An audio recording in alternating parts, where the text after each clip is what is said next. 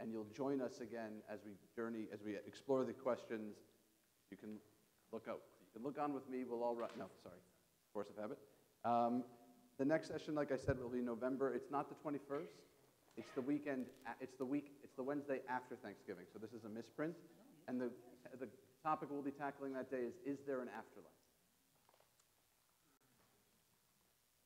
That'll be Rabbi Vogel. I get the night off for that one. I want to introduce our panel for the evening. I'm not going to introduce the gentleman to my far left, but I'm going to start here. I'm going to start with Rabbi Devin Villireal. Rabbi Villireal is the chair of the Judaic Studies Department at De Toledo. He was ordained from Yeshivat Chovevei Torah in what year? 2009. In addition, he was a Wexner Graduate Fellow during his time as a rabbinical student. He holds a bachelor from UCLA. Sorry, Trojans. I'm not sorry. Oh, he's not sorry. All right, there you go. He has a master's in teaching from the American Jewish University. He teaches educators, and he has taught both at the American Jewish University in their Masters of Ed program, as well as the Hebrew Union College Delet program. Rabbi Devin Villireal is married. He and his wife Pamela have 5 children and reside in West Hills, California. Welcome, Rabbi Villireal. You can clap, it's okay.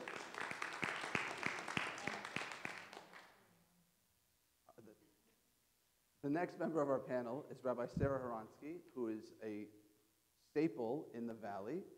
She's been a rabbi at Temple Beth Hillel since 2003, just a couple of years, when she was ordained from Hebrew Union College in Los Angeles. She holds a dual master's in Jewish Communal Service and Hebrew Letters from Hebrew Union College.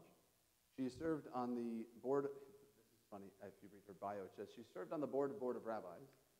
No, it's fine. It's true. The board of Rabbis for the last 9 years, and most recently she is the vice president of the Board of Rabbis. Is that correct? That's your title?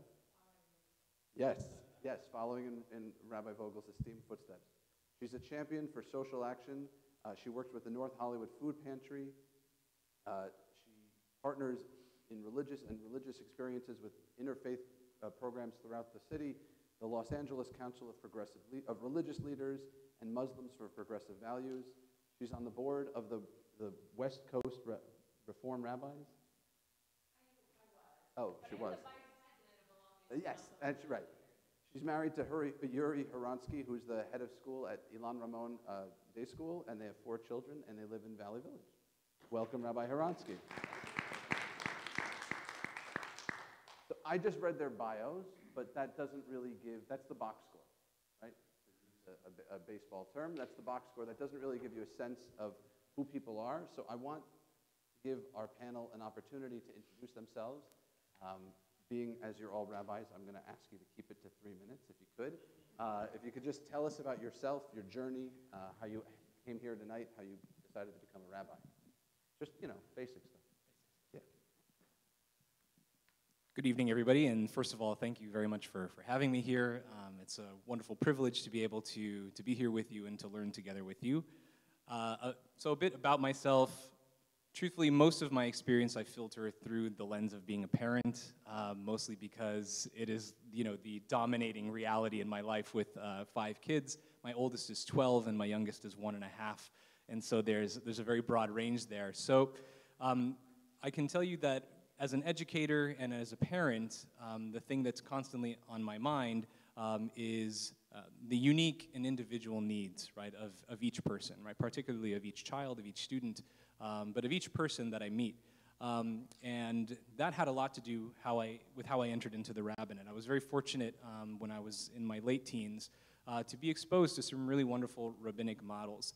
My wife and I, that time was my girlfriend, we were members at Sephardic Temple, Tifereth Israel, and had some wonderful mentorship from Rabbi Daniel Buskila. We were very blessed to have Rabbi Chaim Seidlerfeller from UCLA Hillel in our lives. And they were very much the ones that sort of sparked that in terms of being able to look at every individual that they encountered, to see something unique, to see something special, and to try to deliver to that person or explore with them their connection to Judaism through their uniqueness.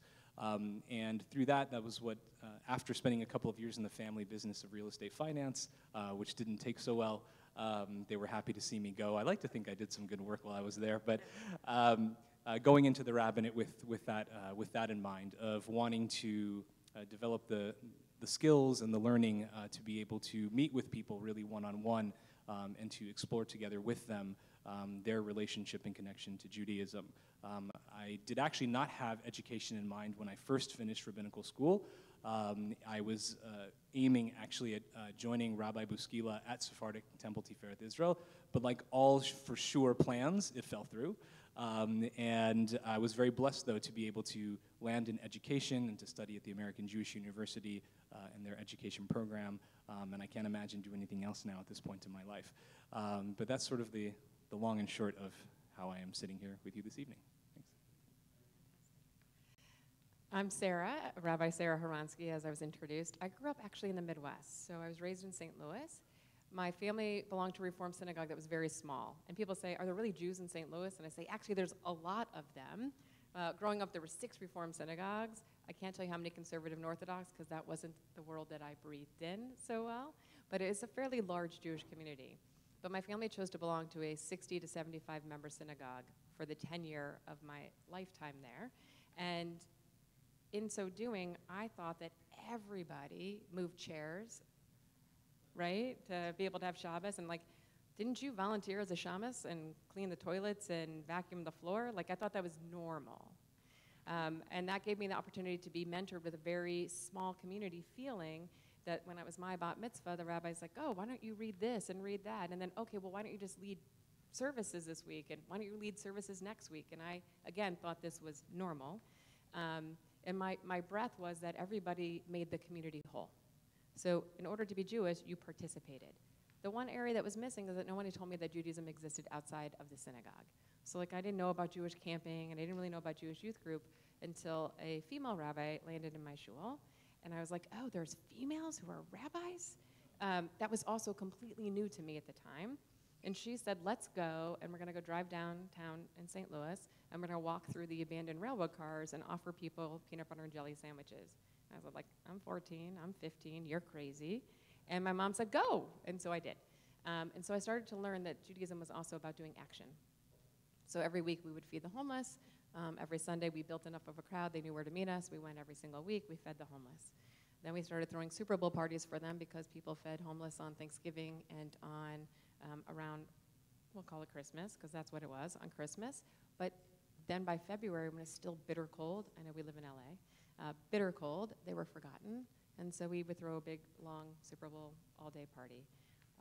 She then said, like, oh, do you know there's Jews that live in Ethiopia? And I said, what are you talking about, lady? So I learned a lot about Ethiopian Jewry and started lecturing around the Midwest to help bring home our brothers and our sisters and help rescue them.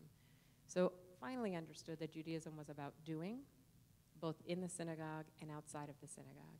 I then said, who would want to be a rabbi? That's not me, and I went into education. Promptly teaching for just a short while in Missouri, I learned that anti-Semitism was loud and proud, and that it was really difficult to separate my Judaism from being a teacher. And I figured out, oh, you just have to live that, because that's what a rabbi is. So I started working in a synagogue. I moved away from home, figured out that, yeah, let's work some more in a synagogue in the Jewish community. And then I decided, like, yes, this is a profession I'd like to be in for whatever length of time and whatever career path that leads me through. So I went to Hebrew Union College and graduated, and I said, the last thing I will ever do is raise children in Los Angeles, and I will never stay here, and I won't work in a synagogue. In 2003, I interviewed at Temple Beth Hillel, the only place I interviewed, and it was a beautiful match, and I stayed. We have raised wonderful kids so far, poo. My kids are 11 years apart. They're 15 down to 4, but I only have 4 kids, so hats off. It's been a journey and a pleasure to be in a synagogue. I didn't know that that would be my path. I saw the rabbinate as a career that could be teaching. It could be working as a chaplain. It could be fundraising and communal service work. I also got a degree in communal service and did fundraising for Cedars-Sinai Hospital. So I knew for me that the rabbinate would be a journey in any direction right now. And for the last 15 years, it has been a joy to serve a synagogue community, first as assistant and then as a senior rabbi. Love every minute of it, love all of our schools. And then, yeah, I pulled my hair out, probably like your senior rabbi does, over a lot of the the tsurus that happens day to day, but the joy of being with our congregation and our congregants. That's the essence of what it means to live this and live it fully. Thank you. I didn't introduce the no, you're gonna go. So you may know the person all the way on the other side of this panel, which is not by any kind of, this is not an ideological spectrum or anything. This was just how we ended up sitting. You know Rabbi Vogel as the senior rabbi at Temple Aliyah for the last 25 years, but I don't know how many people here know your story and your journey to becoming a rabbi. So if you'd be willing to share that with us. So I'll say, more like you than you, in terms of I'm an accidental pulpit rabbi.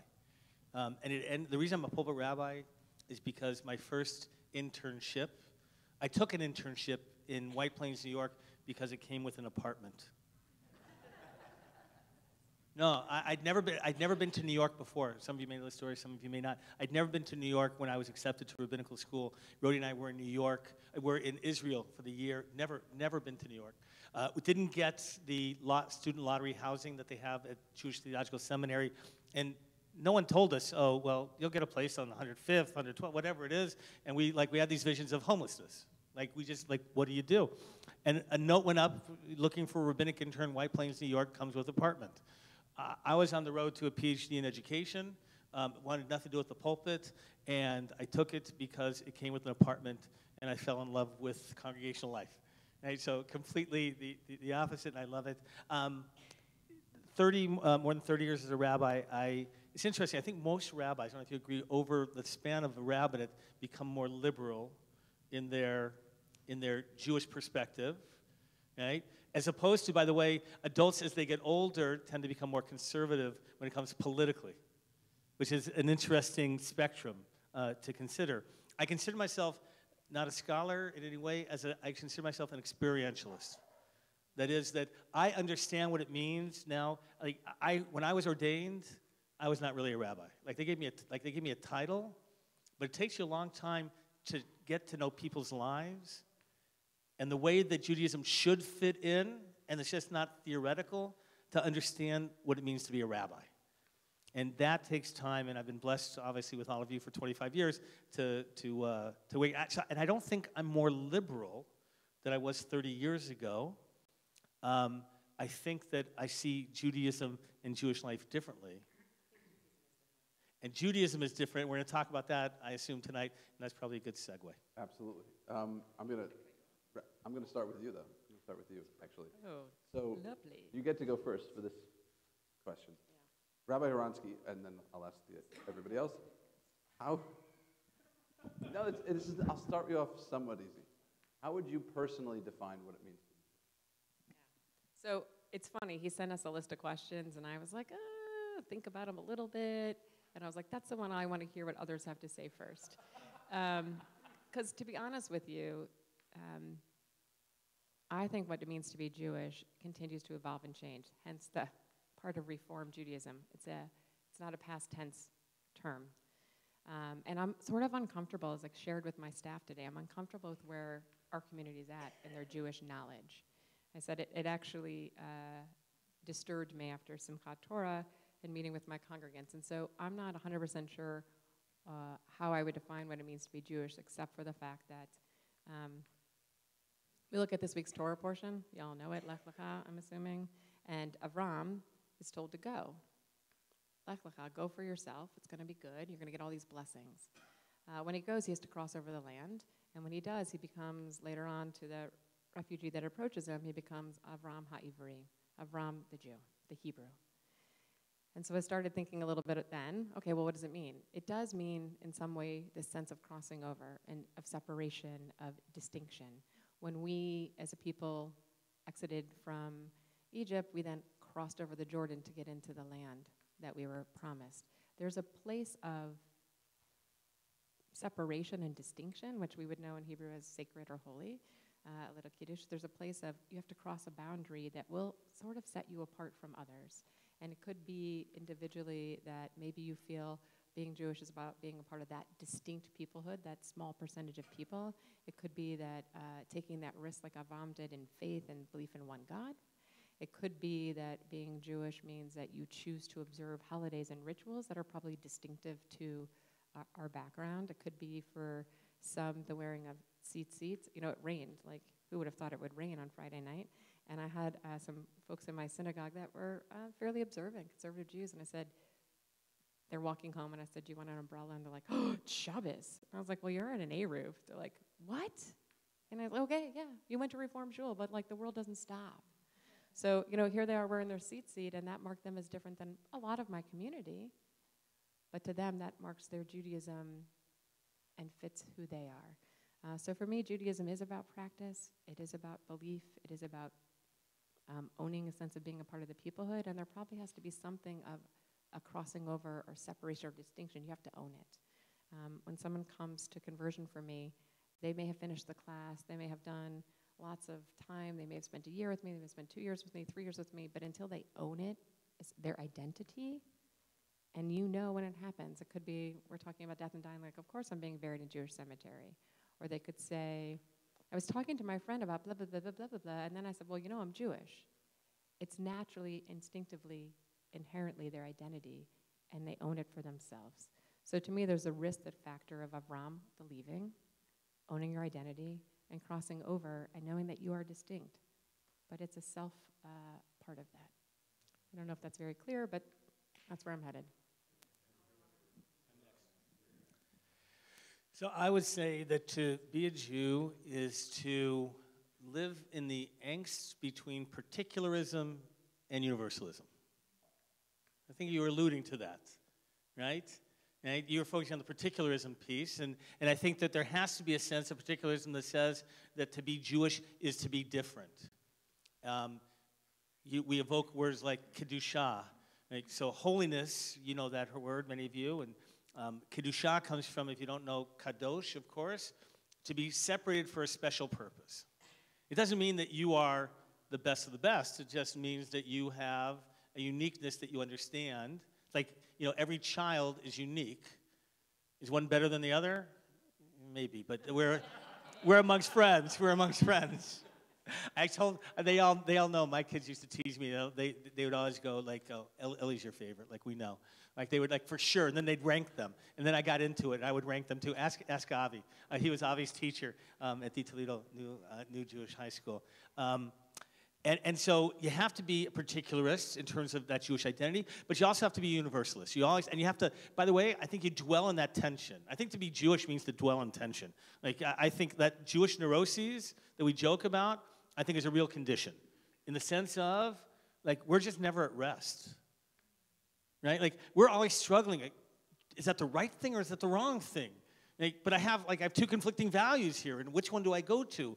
And so, you know, if you take from Pirkei Avot, Im einani li mili, if I won't be for myself, who will be for me? And then the second piece is right away, you can't even pause, but if I'm only for myself, what am I? And so you have to be, we actually have to be part of the rest of the world. And what does it mean to take responsibility for them? And then we focus on that particularism itself, and I think live in that discomfort of between the two.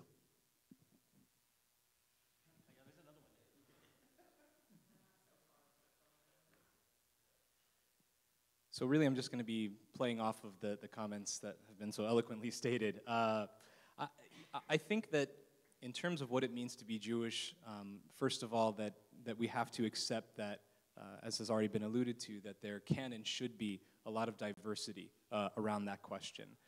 You know, when the Mishnah teaches us, Kol machloket shehi l'shem shemayim sofa lihitkayim, that any argument that we have for the sake of heaven, the end is that it will endure. You know, many of our commentators say that means that the argument keeps going. And what I love about that is that Judaism really does perceive of disagreement and diversity of opinion not as an unfortunate reality that we have to deal with because reality is complicated, but something that we actually desire at the outset. It's a good thing for us to disagree and for us to push one another. So I think that around that question, there should always be some healthy disagreement. At the same time, I think that sort of the binding agent, the thing that combines us all together, is a shared sense of purpose. I think that to be Jewish is to have a sense of, I'm here with a purpose. I'm here to do something. And for me, that goes back to the line in the Torah of Mamlechet Kohanim V'Goy Kadosh, to be a nation of priests, which for me has to really speaks to a nation of service, that we are here to provide service to the world that we have been born into, and to have a sense of distinction and a sense of purpose that we share together.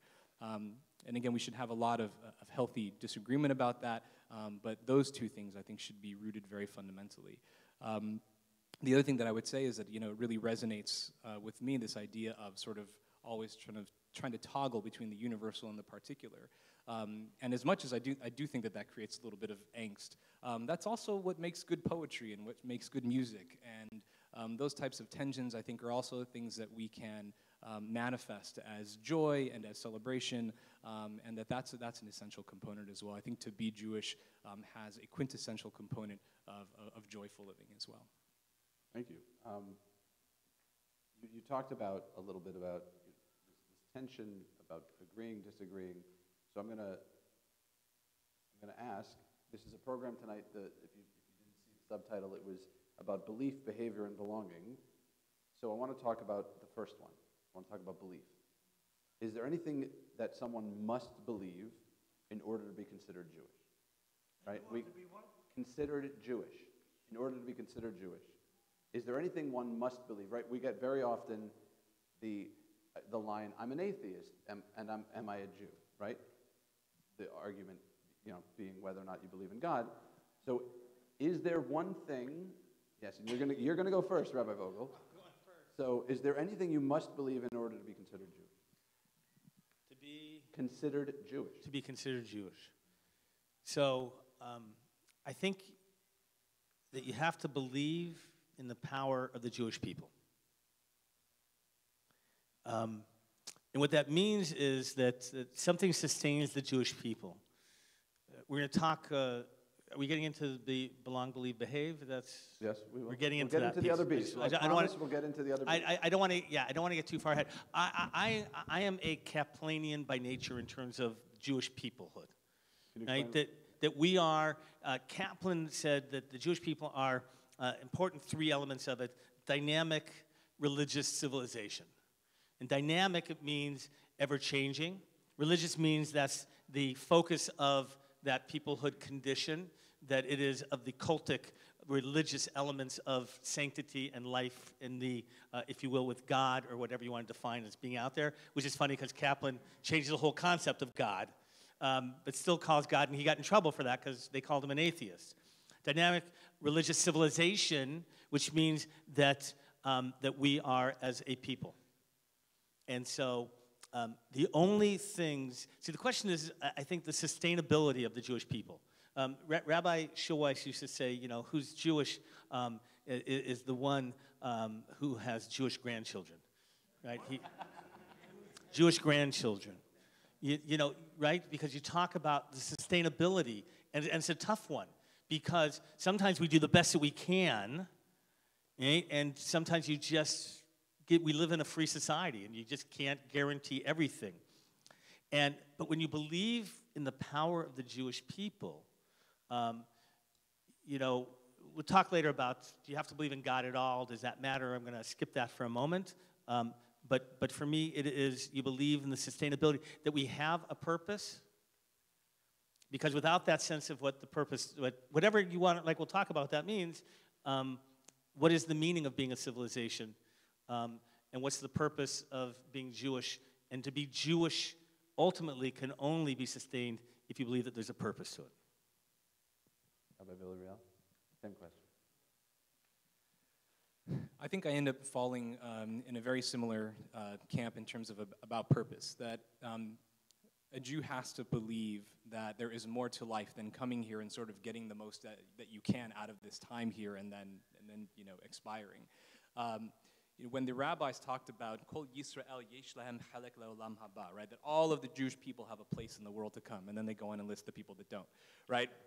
But one of those groups that doesn't is the Apikoros, right, which, if you look at the history of that term, it comes from Epicurus and the school of philosophy of Epicureanism, which actually Epicurus himself was not a bad guy. He actually had a very fascinating philosophy, but he was popularly understood to be saying that really you come into this life, you pursue pleasure, you avoid pain, and that's pretty much, the end game. And the rabbis were saying that that can't be something that we subscribe to. We have to believe that there's something more to life than that. We may live a life that, because of the principled choices that we make, is very difficult, but you know what? It will be a very meaningful life. We may choose things in life because of our principle that we don't have as pleasant or enjoyable circumstances we would have otherwise. But that's worth it, because we come here with a sense of purpose that we are expected to believe that life is really all about.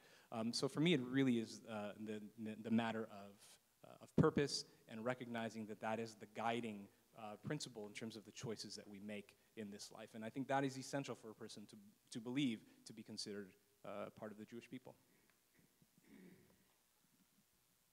Right in the middle for a purpose. My answer was peoplehood. You have to believe in belonging to this community and identifying with the community and being a part of that peoplehood. And it could be of a Sephardic background, an Ashkenazic background, it could be Ethiopian, it could be Yemenite, it could be any of these ways that you affiliate, even with the sub part of being a part of this peoplehood. But you have to own that. You can't say, like, well, I want to be a Jew, but I would never be recognized in public as a Jew. You have to be a part of choosing to be in this community. You can be born this way, but whether or not you really accept that is a whole different fact. So for me, it was peoplehood, but peoplehood that care not just about our singular community, but that every human being is created b'tselem Elohim, and it's our job to care for humanity. And so, as a Jew, for me, it's not about a piece of the world to come, necessarily, because I guess I'm not holding my breath. But that being said, while we are here, we do have a job to do. And that job is to care for one another, care for this earth, repair as we go, and live our values as deeply as we can. Live the ethics of our peoplehood. And so we are to identify with this people, but serve all people. So I find myself in an interesting position, because you all gave beautifully philosophical answers. What did you want? No, they're great answers. They're great. I'm going to ask, then, if people who don't follow them, right? You said it's about peoplehood, about believing that we have a job to do in the larger society, right? What about those in our communities, right? First of all, I can identify as a Jew and still believe in Jesus, right? There's a sect of people, we know them, right? They're pretty well titled, right? We know their name. They make it pretty clear what they stand for. So I'm wondering, again, are there things you cannot believe, right? If it's about repairing the world and it's about being there and realizing the beauty of every person, are we ready to excommunicate those in our community who are just in for the money and ready to leave?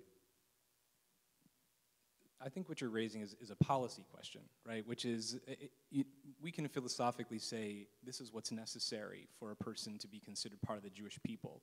How we then interact with and how we act upon those circumstances in which people don't, I feel like is a very separate question. And in terms of that, there probably isn't a single answer that works for all time. I think that when we talk about when we look at our rabbis classically and how they dealt with individuals, yeah, they did have cherem, right? They did put people into excommunication. But we also talk about the model of being ohev briot mekaravan laTorah, right? To love all God's creatures and certainly community members, and to find ways to bring them closer to Torah. So there's also the opposite approach, which is to actually engage with those people even more. So I do think that one of the things that's critical for being a Jewish person is that being Jewish has to mean something.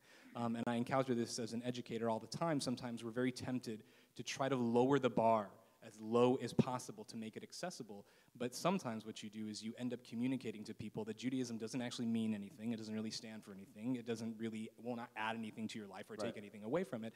And that ends up having the opposite result of getting people to find a connection to it. So I think that there's a balancing act between wanting to hold very much to our principle and our ideas about what it means to be Jewish, while having a certain, we talk about God being mateh klape chesed, leaning towards kindness and figuring out ways to engage people with that sense of purpose. Yeah. Can I, a clarification? So put someone in cherem, Is it because it's because of their personal views, or because they're a threat to the community? Or is Well, it the last behavior? time I put somebody in harem, Yeah, right. No, but the question is, like, what is? And by the way, and this answer I don't know. Maybe you will. If someone was put in harem, it wasn't like an apikoros necessarily, whose Jewish identity was rejected. No.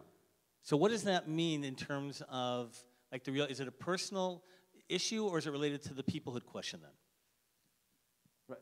yeah, I mean, Right. No, it's a great question. You're not going to get the answers to these questions tonight. Sorry. No, I mean, the thing is, the other thing you guys are getting at is it always moves, right? It's a moving target. It used to be if you believed X, you could be put in harem. If we've all read books about communities in which, oh my God, you read a secular philosopher and you're gone, or you paint and you're Usher Lev and you're out of here. Or you were Orthodox and now you're conservative, or you were conservative but now you're Reform, or you're a humanist or behavioralist, or you're here or you're there based on the defining practices of that movement, that belief system. Right, and you mentioned Apikoros, you mentioned the Epicureans, right? With the rabbis managed to conflate them with the hedonists and make it all nice.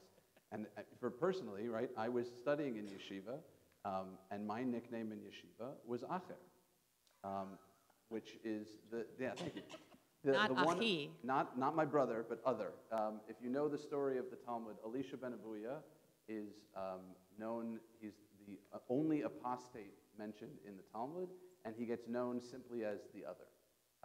And because of the beliefs I held in my yeshiva, that was my title. One I wear very proudly nowadays. Right, I crossed over, yeah, in more ways than one. So I want to move to the next B, right? We talked about belief a little bit. I want to talk about behavior. So it's two questions. They're not the same. What rituals and or behavior do you think are crucial for someone who wants to be Jewish? So the first question is a micro question, and the second one is a macro question. Are any behaviors essential for the perpetuation of Judaism, right? So the first question is, I don't ask easy questions. So the first question is, what do you have to do to be considered Jewish? And then, what has to be done for the sake of Judaism? It's fascinating because speaking to the Reform person is rough, right? So when Reform Judaism was founded, it was upon a rejection of all things ritual and acceptance of all things ethics-based. So far pushing away every ritual item. When I was working in St. Louis at a retreat center, right when I was finishing college for a temple, Rabbi Mark Schuck said to me, if you ever wear kippah in my temple, it's grounds for being fired. Now, this is a person who wore kippah during, Friday nights and every time that I was with my high school, and so I was like, what's happening here? So classical reform was a rejection of all of these ritual objects. And we had a hymnal, right? And then we went to this crazy book that actually was gender neutral. And then we started using a lot of Hebrew. And so when I came to my current temple, I did Ma'ariv Aravim in Hebrew. What happened? Did you bring a conservative rabbi into our shul? Now, 15 years later, if I don't say Ma'ariv Aravim in Hebrew and I do it in English, they're like, what's wrong? What happened? You don't know how to read Hebrew? So we see an evolution even in this, my movement of a return towards tradition, and yet, all simultaneously, I will say, a complete lack of any knowledge. My heart is breaking when we call people for an Aliyah and they can't say the bracha. It's just flat out broken. So to me, a ritual of you must wear tefillin every day, that's not my thing. Can wearing tefillin every day be super spiritually enhancing and uplifting and evidently good for your cardiac behavior? All of those things I understand to be true. Yeah, so there are rituals that deepen your way into being Jewish and living Judaism. Because when you stop practicing, when you stop doing some of these rituals, it is so easy to continue to move further and further and further away from Judaism. And tell me you're Jew-ish. Like, that's cute, right? Or I can do that because I'm Reform. What is that? Reform is an excuse not to show up at the table. And so, is there one ritual you have to do? No. Do you have to do something and practice? 100% yes. So my simple answer would be, you got to live the Jewish calendar. Because when you forget to live the Jewish calendar, you're forgetting to live like a Jew.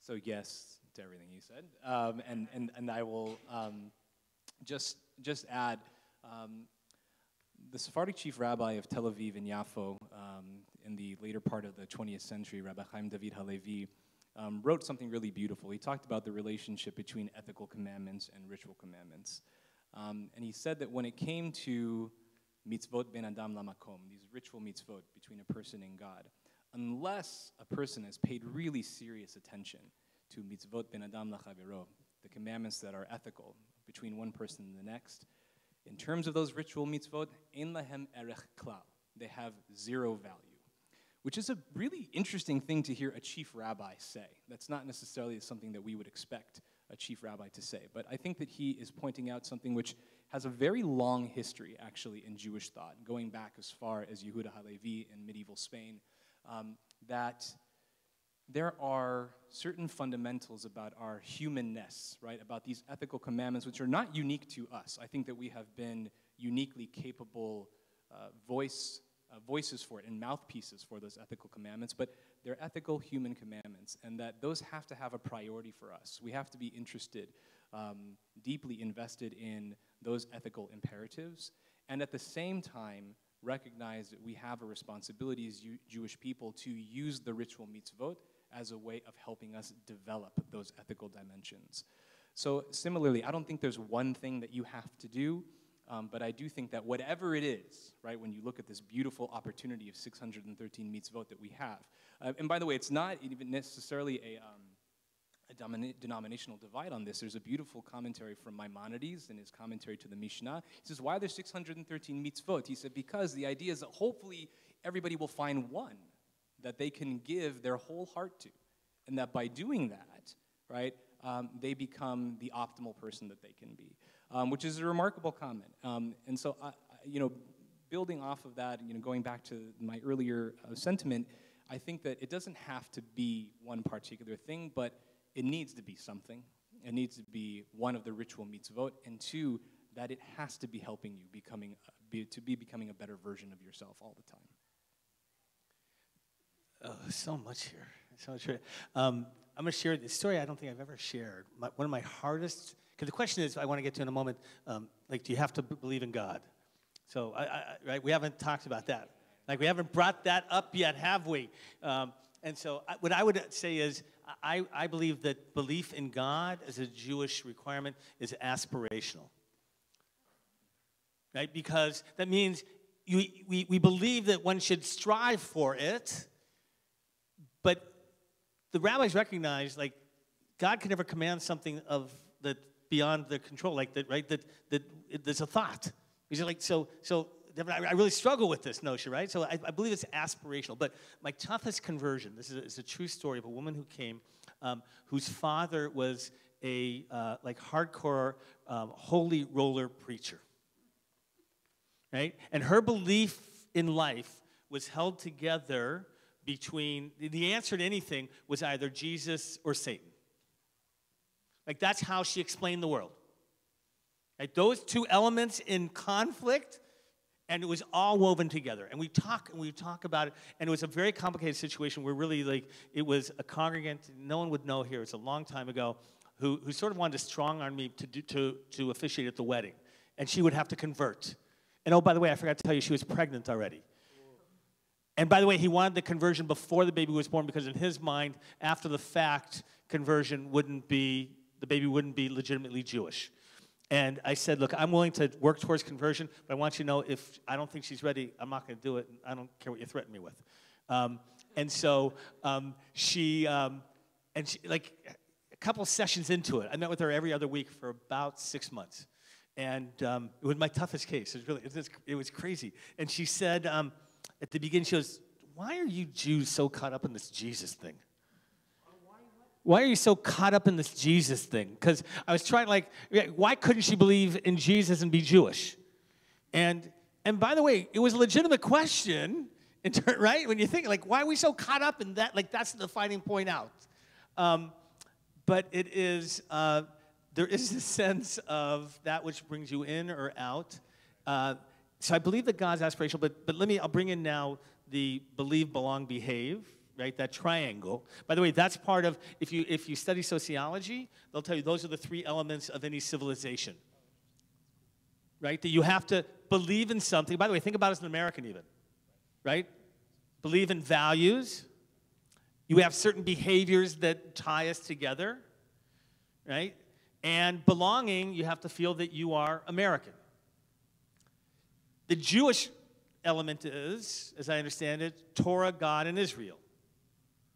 So God is the belief part. Torah is the behave part.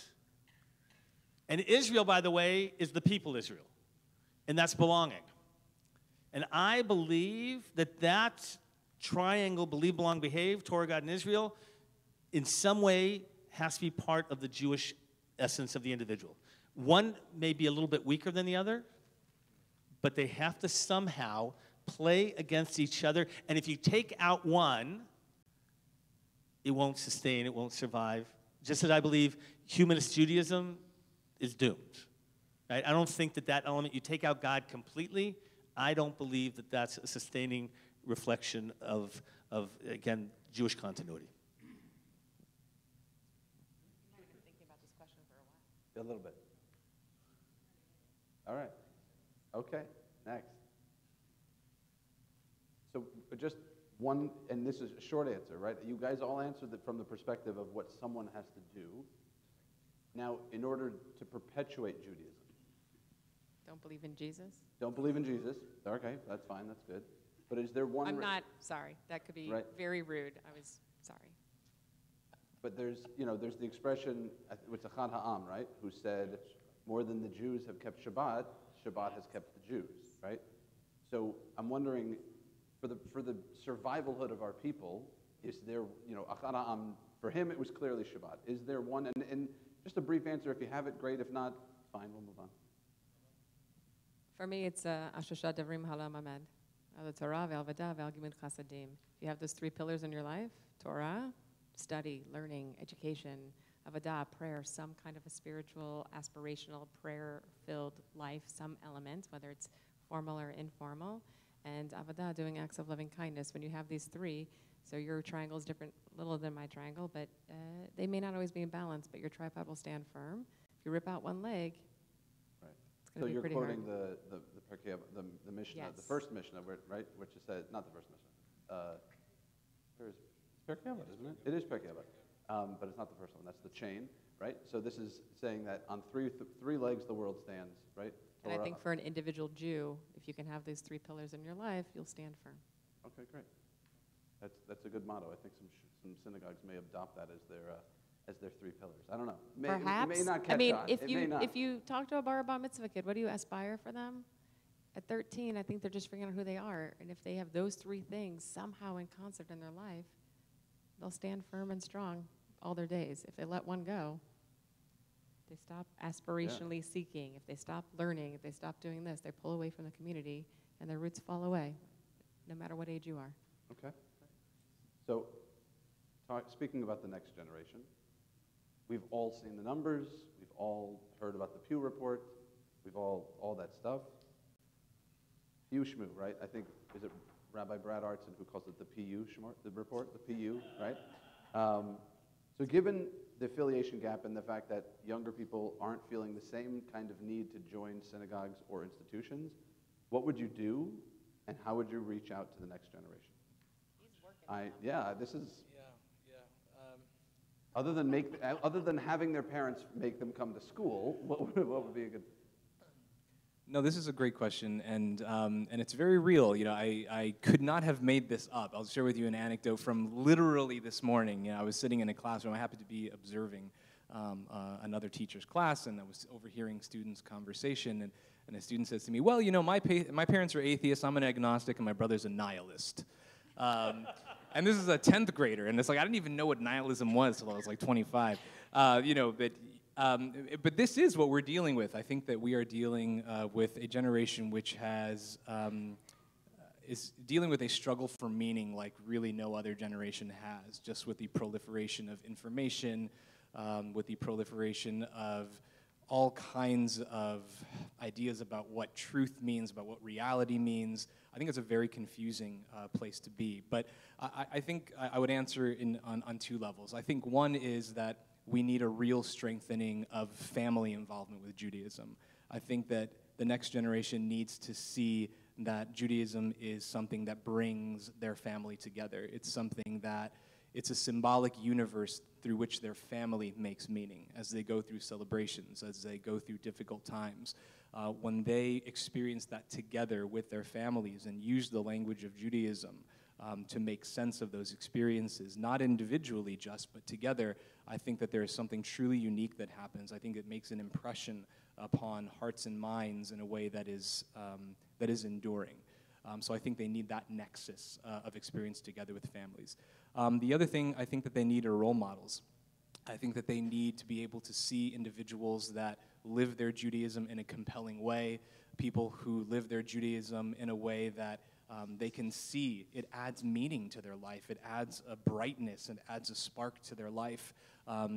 Because when they see that, I think that's what's going to make them want to find out more. I think that, after they've spent the 13th hour on Fortnite and realize they don't feel any more fulfilled, right, than when they started, they'll start to ask questions, and they'll start to look for those things that will give them a sense of fulfillment and meaning. And when they look at who in their life seems to possess that something, that they'll start those conversations. So I think that we have to, I think it was Heschel that talks about we need text people. We really need individuals that are an embodiment of the things that we talk about. And that's a really tall order. And it really falls upon all of us, right? Every single one of us in this room, in order to take that very seriously and to think very intentionally about what does that look like in our lives, to the best of our abilities, to be able to be that for the generation that we are an example for. Great. I love it. That was beautiful. I think authenticity, right, is so important. So I grew up, and my Bubi and Zaidi felt like authentic Jews, right? They smelled like Poland, they looked like Poland, they had that accent, and they reeked of Jewishness, and it felt authentic. My parents' generation didn't have that feeling. Like they just didn't. It didn't feel authentic. And I think that's what you're talking about. Like you have to feel that there's authenticity of the way they're doing it. Very often parents today, the problem is they're doing it for their kids. And the kids know that. Sometimes for their parents, but the kids know it. They're not invested. And so, right, I'm sure that similar to you, couples come for a wedding and you ask them, so what's your Jewish background? And inevitably, at least one, if not both, will say, yeah, my parents used to belong to a synagogue, and then after my bar mitzvah, I guess like they were gone. So I will tell you, an area that we need to work on is Jewish grandparenthood. Because here's what I'm going to tell you is going to be is a game changer. I'm worried. I'm going to tell you why I'm worried about the next generation more than anything is because two reasons. One is everything is changing so much faster, and we all think that let's hold on to that tradition, but that's not working for the other generations. And so it was Stephen M. Cohen, the Jewish sociologist, who said our grandchildren get the synagogue that their parents deserved. Right, that we're always one generation back. Now, he said that 20 years ago.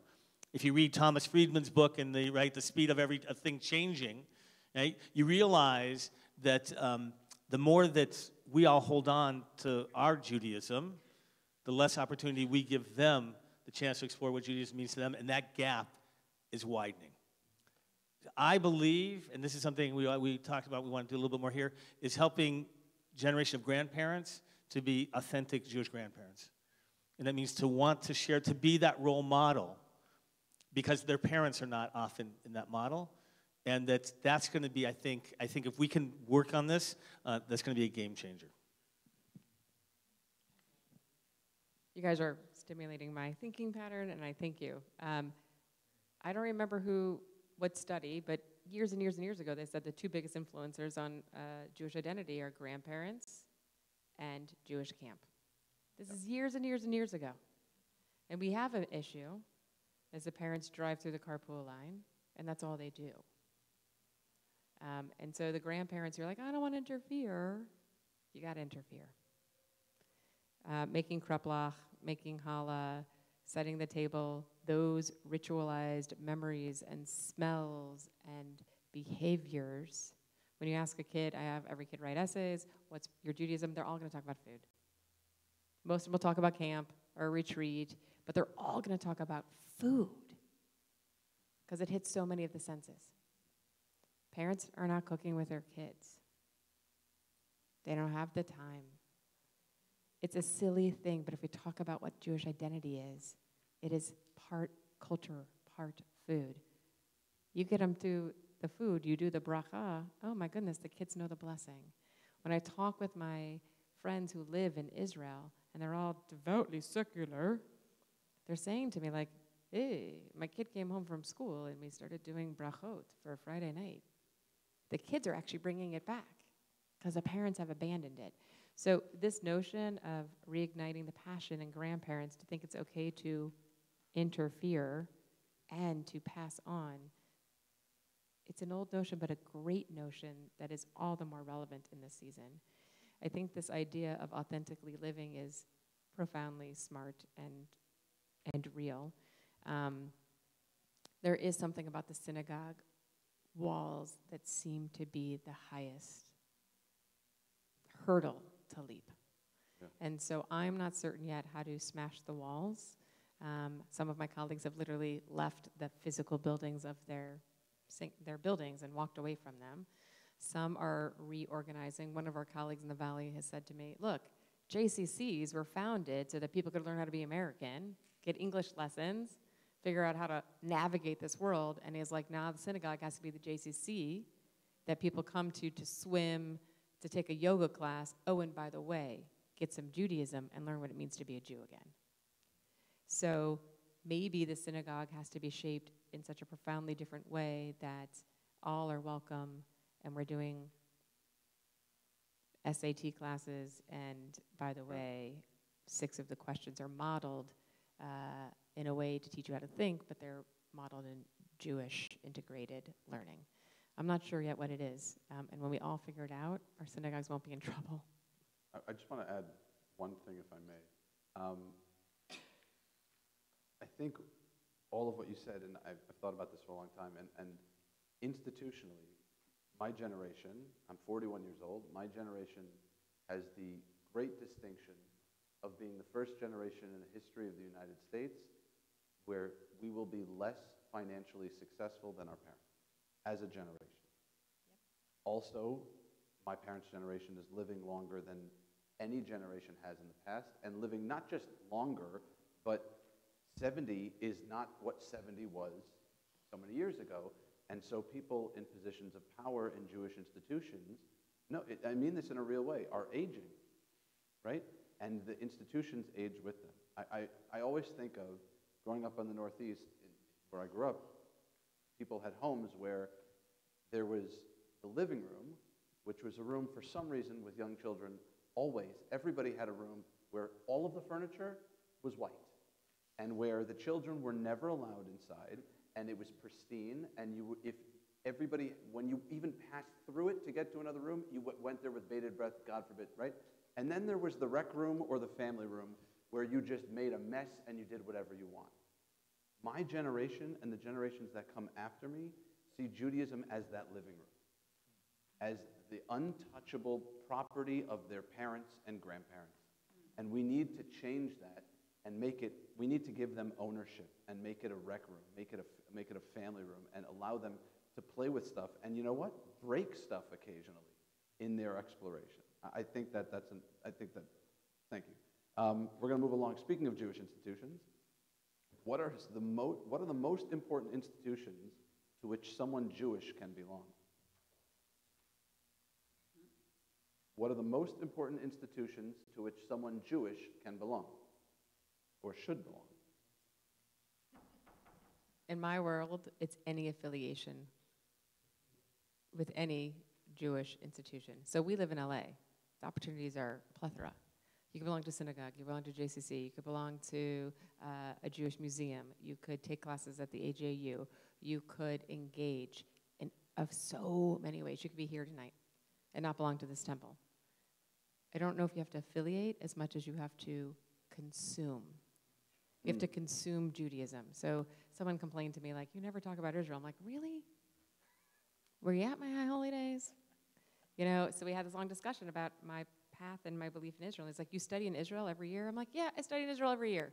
So I said, you got to consume this place to know this place. Right. So wherever it is, I don't have one institution you have to belong to, but you got to consume somewhere. Right.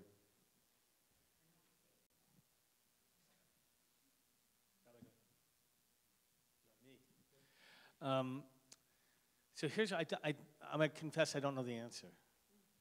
I'm going to confess that the Jewish people survived for 2,000 years because of the synagogue. That's clear. We survived because of the synagogue. The idea of a minyan, that you have to have 10 people, that you can't survive on your own. It created the collective, right, consciousness of a people. And so we could talk about Moishe House, right, places that young people are living now, if you don't know, that are supported. I think federations often will help, but where Jews in their 20s are basically living and to try and create a sense of Jewish connection. One table.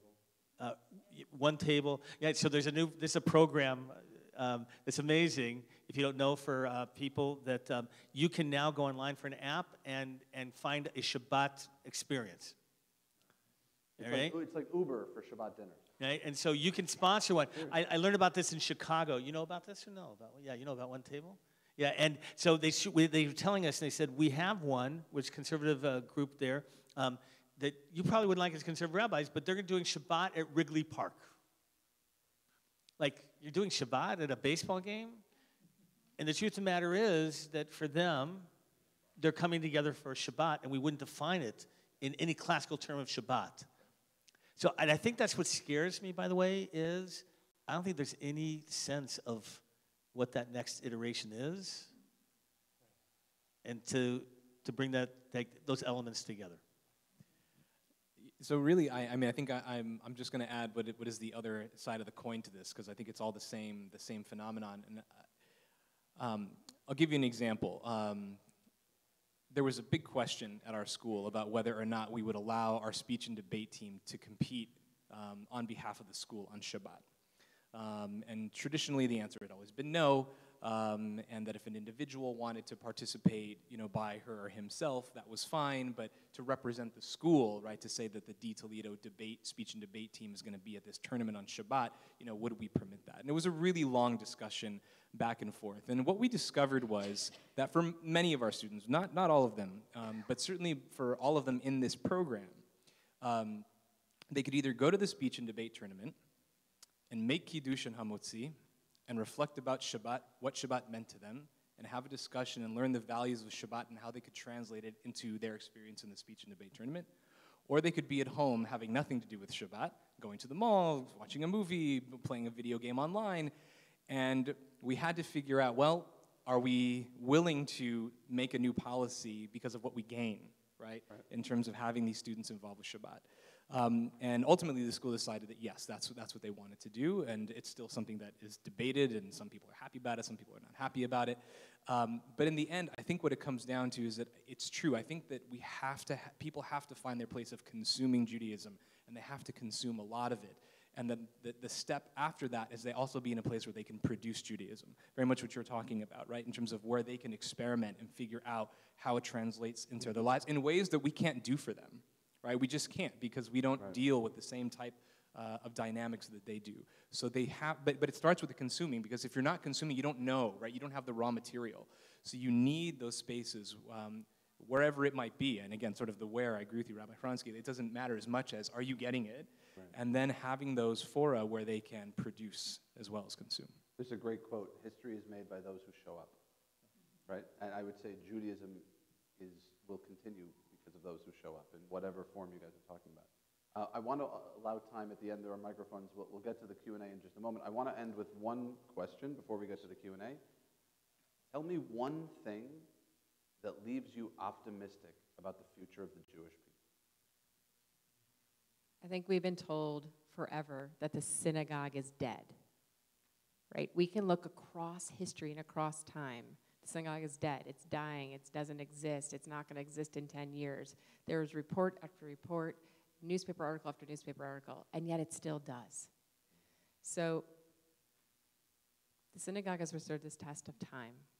We have withstood so much in our history. So it will change. Its face will change. It will continue to evolve. But it will be here. It will be here. All right. I look around and there are really two very distinct, and maybe they're not so distinct, but in my mind they are at this moment. And that is, I see the students that come back after they graduate. And I see them when they come back into town say, Rabbi, can we come over for a Shabbat meal? Oh. I find out that they have Shabbat meals together in the places that they go to. It is something that they carry with them. Even these are some of the students who push back the most, during their time in high school.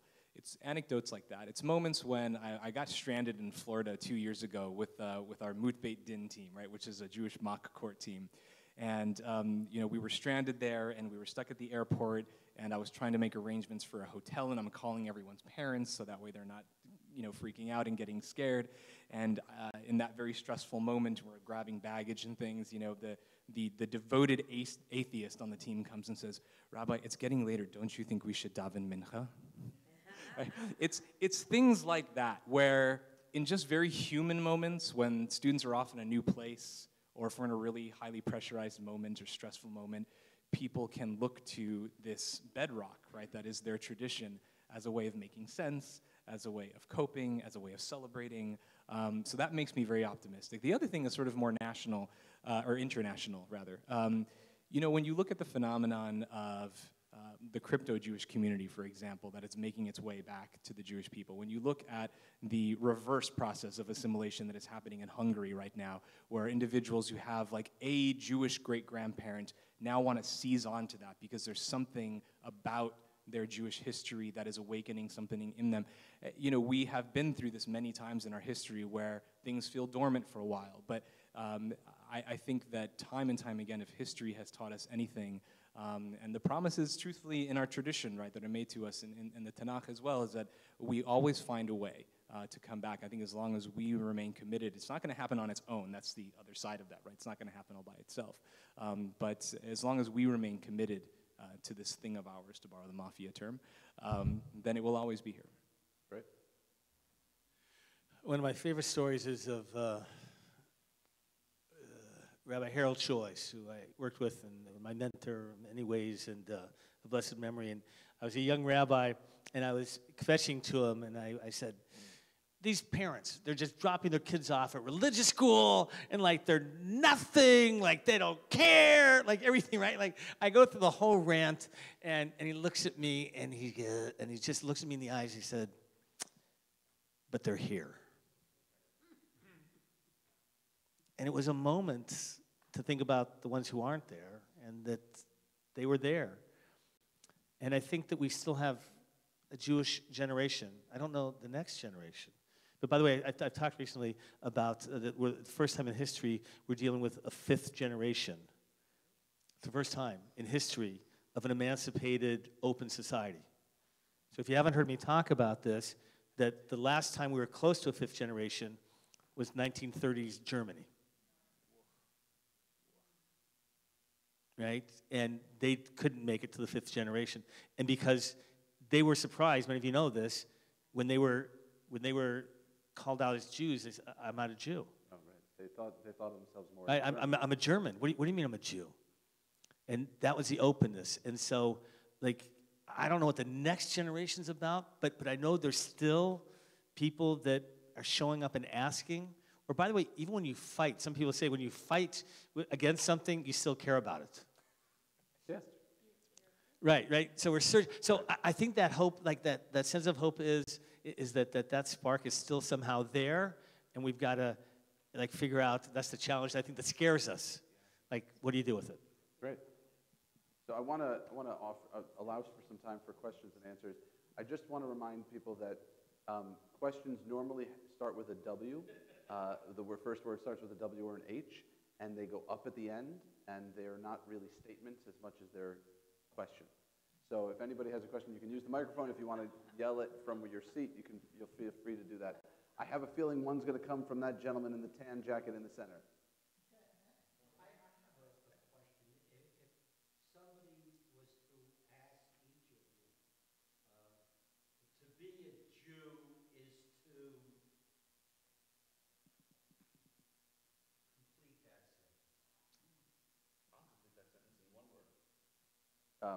Wrestle. To wrestle. To be a Jew is to wrestle. Wrestle. Wrestle, that tension Like between the wrestle, particularism and universalism, like wrestle wrestling? with God. Struggle.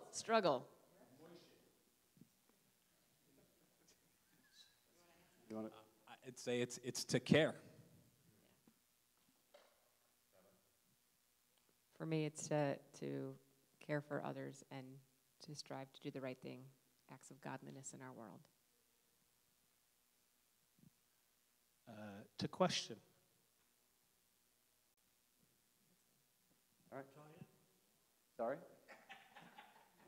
All right, are there other questions? Yes, sir. Jeff.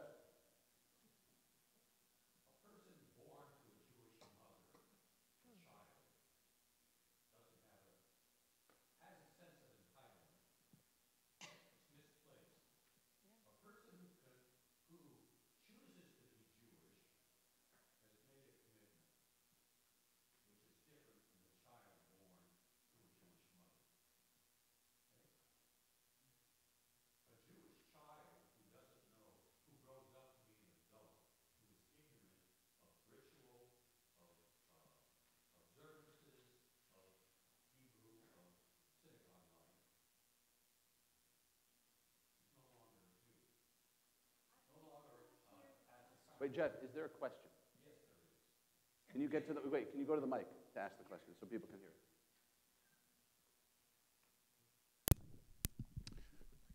it? If a Jew who has gone through this process doesn't make a commitment, doesn't choose when he joins a synagogue for his family and for himself, if he isn't asked to commit himself to being Jewish, how will his children survive as a Jew? You're telling me that someone chose to spend their money and affiliate with a temple, No. but they're not a No, Jew? no, no, no. Did not affiliate. If a person, let me see if I have your question.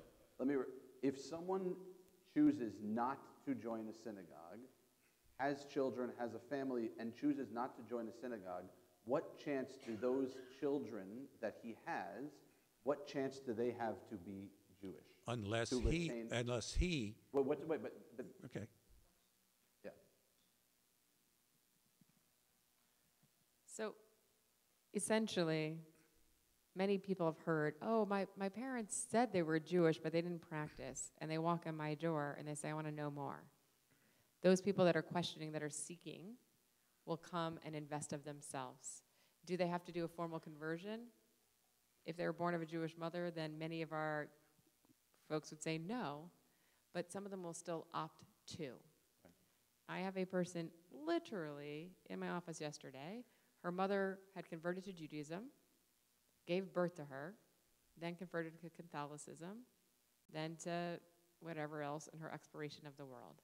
This girl knew at a young age that she was Jewish, and they did Hanukkah, but they also did Christmas, and they did this, and they did that. And she spent years trying to figure out really where she sits. In the last 2 years, she's been studying, and she wants to do a formal conversion. In my book, she's a Jew. She was born to a Jewish mother at the time.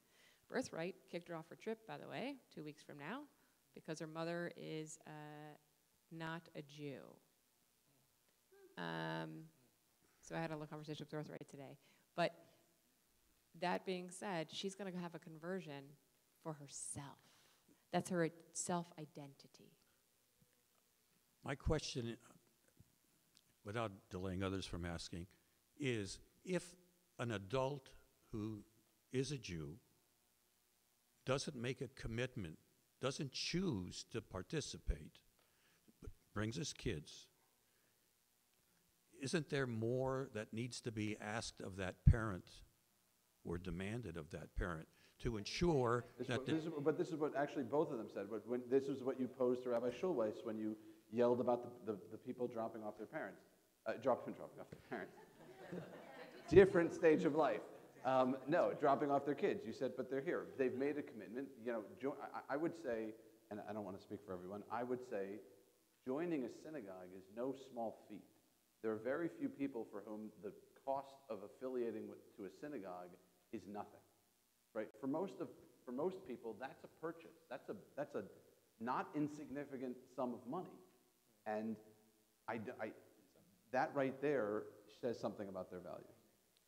Right. So the truth of the matter is that we're engaged in trying to figure out what are the other possible moments to be able to touch a Jewish, right, like soul that's there. And that's really honestly what we talk about is the challenge that we're trying to figure out now. Yeah. We're trying. That's where birthright came from, by the way. It's regardless. It has nothing to do with their parents. Right. Right? So we're out. Moshe House has nothing to do with their parents. Work that's going on at Hillel. Hillel, by the way, so I was share Mike Urum's model at Penn. And actually, I want to do this with our high school students. I didn't tell you this. I just saw Mike together. He pays college students to invite other students to Shabbat dinners. Yeah. Yeah. And to meet with them. And he pays them. Because, and by the way, they have, at Penn, 175 kids on their payroll. And I thought, and here's what I learned. So, Jeff, it's the creativity, is that you normally, like, the peer pressure of inviting someone out and, like, to coffee or to a dinner or to do something with them, like, you kind of feel like the geek. But if you tell somebody, I get paid to do this, isn't that interesting? It changes the whole notion. Yeah.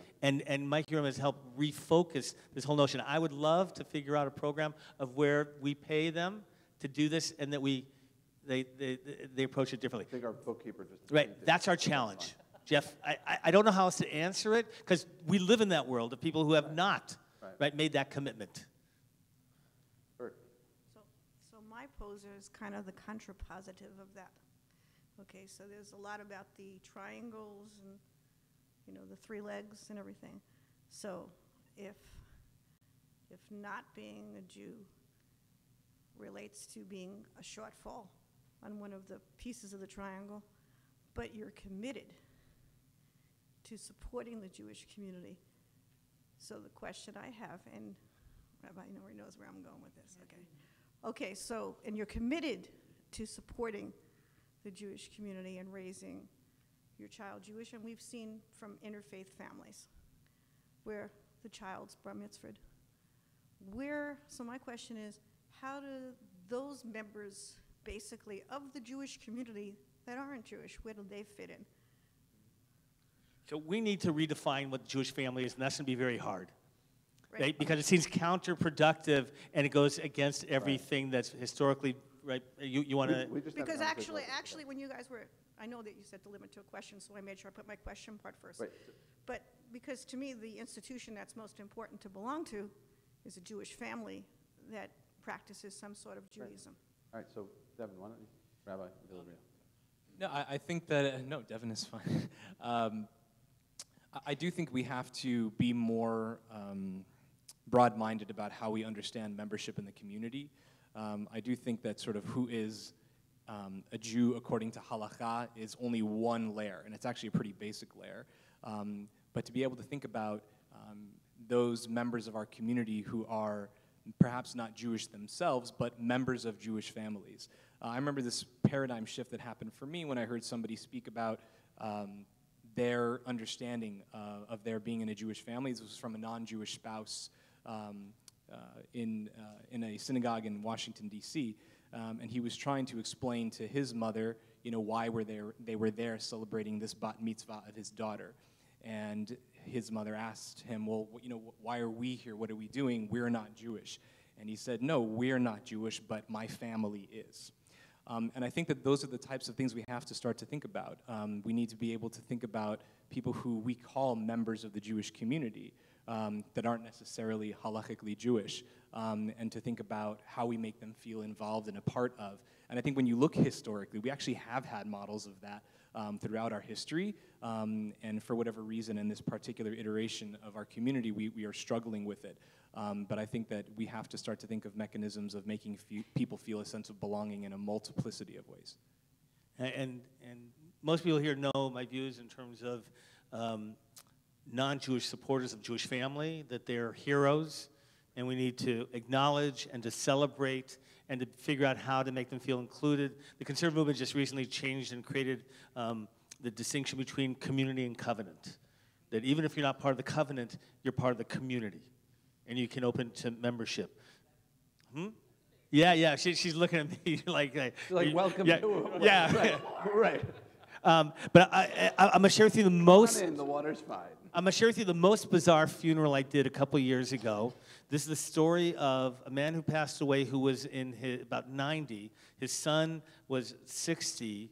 The father, right, 90, was a Catholic, born a Catholic, married a Jewish woman, had a Jewish home, completely Jewish. When the kid was growing up, right, never went to church, never had a conflicting, didn't do anything. When the kid later on, the father would go to church, but completely Jewish home. The guy was dying. The first, you're going to think both laugh at this, I arranged for Father McNamara to visit him in the hospital and to give him last rites, and I officiated at the funeral.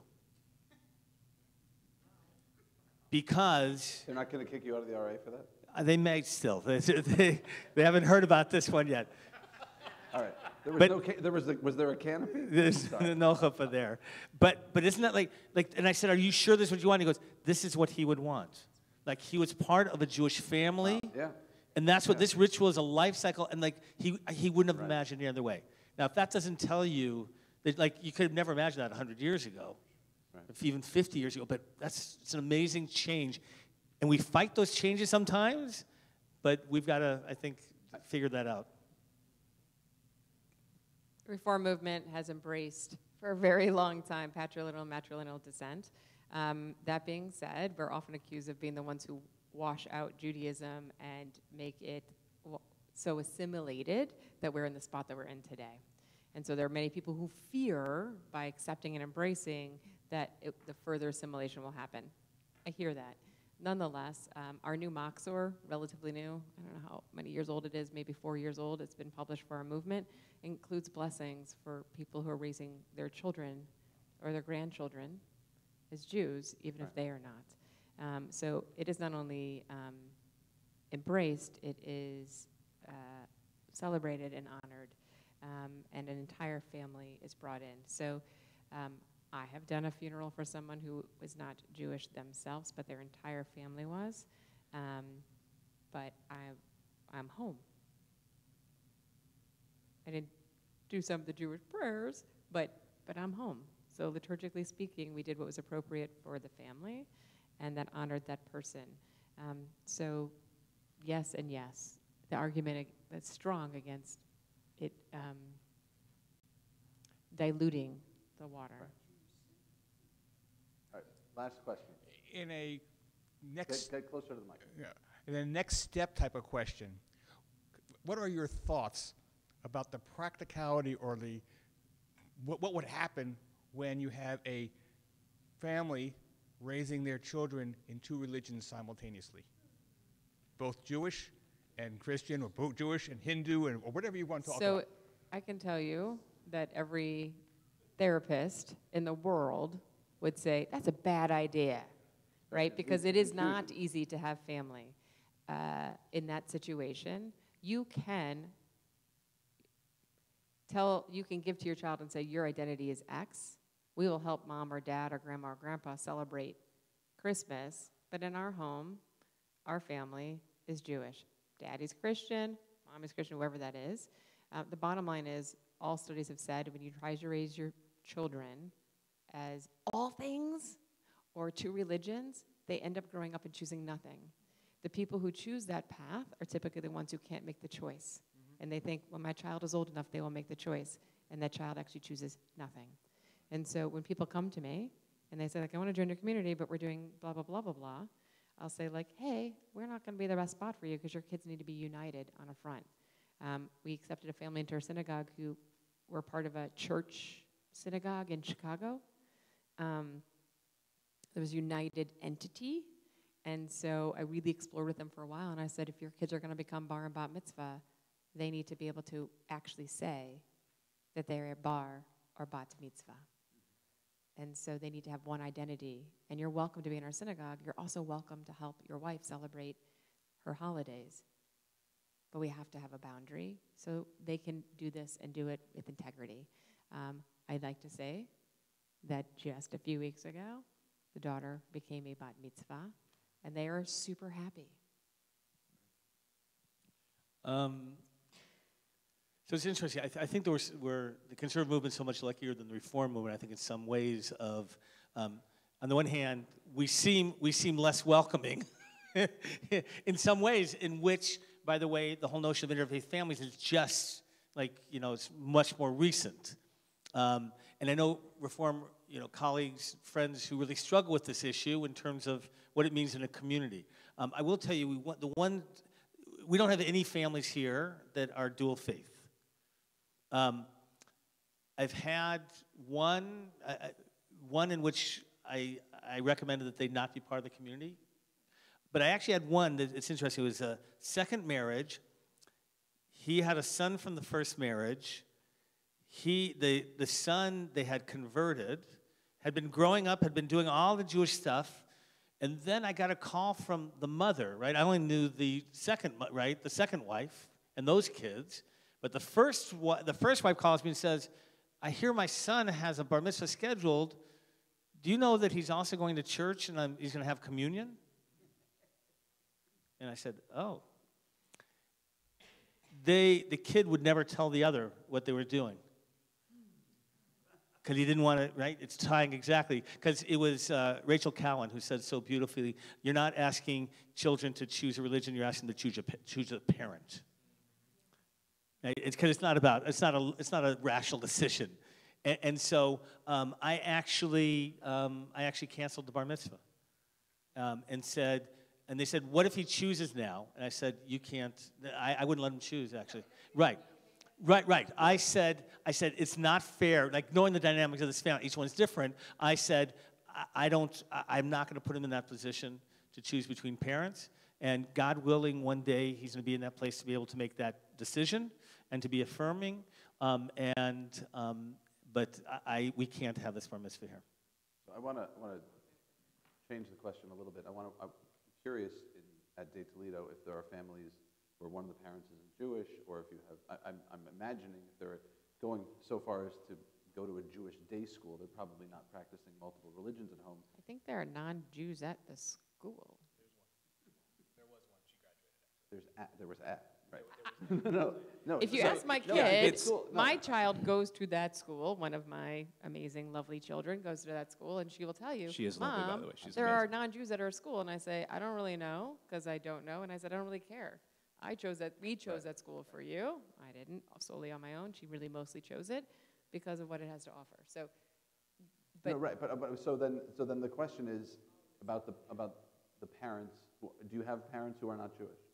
Yeah, we do definitely have parents that are not Jewish. In the history of the school, we have had one student that isn't Jewish by any definition, so they didn't have any Jewish parent at all. Right.